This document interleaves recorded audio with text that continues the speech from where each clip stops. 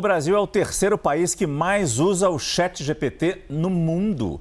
São mais de 140 milhões de mensagens trocadas por dia, sobretudo por jovens entre 18 e 34 anos. Os dados são de um relatório inédito da OpenAI. Para falar sobre os riscos, a dependência crescente, o impacto desse avanço no país, nós estamos aqui no estúdio com o nosso comentarista de inovação, Marcelo Tripoli. É impressionante como o brasileiro gosta das coisas tecnológicas, vídeo Pix, mas o ChatGPT realmente conquistou já quem o procurou, né? Qualquer inteligência artificial não fala, para falar a verdade, mas o ChatGPT aparentemente veio primeiro e foi o que primeiro se consolidou nesse mundo milagroso das respostas que vêm tão completas. Boa noite, Marcelo. Boa noite, Márcio. Boa noite a todos com a gente aqui no Prime Time. É o que você falou, Márcio. O brasileiro já tem uma tendência natural, ele tem pouco preconceito com novas tecnologias. Então, normalmente, quando a tecnologia é acessível, e no caso aqui a gente está falando de um aplicativo que está no smartphone de qualquer pessoa que já existe, ou seja, não tem uma barreira de entrada de custo ou uma barreira de entrada de um equipamento novo para adotar essa tecnologia.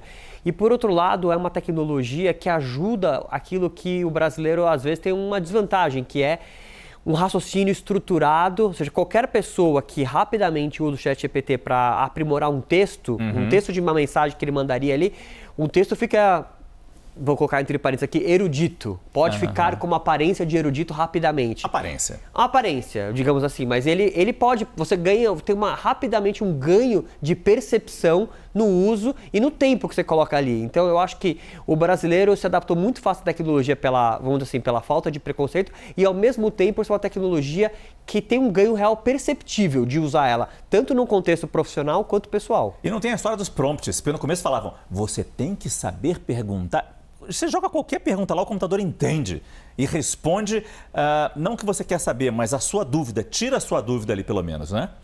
E ele foi aperfeiçoando. Então, na verdade, você precisa ser cada vez menos estruturado no prompt para a resposta. Ele foi mais esperto. Isso foi evoluindo, né? E hoje você coloca uma fração de informação ali e outra, ele está pegando o histórico do que você escreveu antes. Então, quanto mais você usa, tem um ciclo vicioso ali, ou virtuoso, dependendo do ponto de vista. Quanto mais você usa, mais ele entende você, então mais vai ficando fácil o uso. Agora, falando do ciclo vicioso primeiro, realmente limita a nossa criatividade? Realmente é algo que...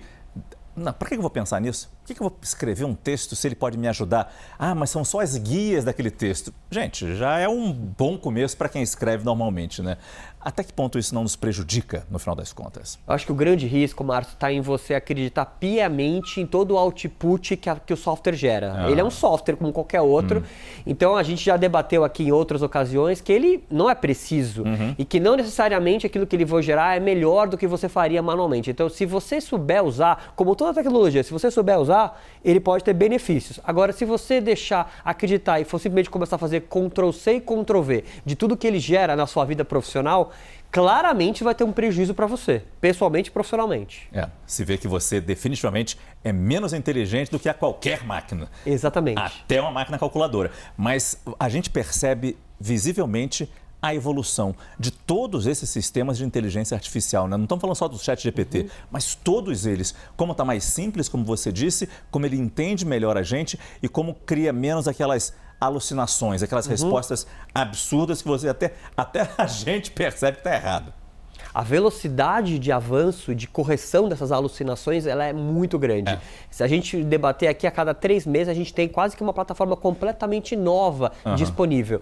De novo, eu acho que o que a gente precisa como usuário dessas ferramentas é ter uma análise crítica, é entender, checar, rechecar a informação, o que na correria do dia a dia acaba não acontecendo. Então, o principal risco que eu acho que a gente está correndo é simplesmente achar que a ferramenta vai estar sempre correta, sempre entregando o melhor conteúdo no melhor formato possível. Isso não é verdade. Esse é Marcelo Tripoli, nosso comentarista de inovação, sempre com a gente aqui no CNN Prime Time. Boa noite. Boa noite.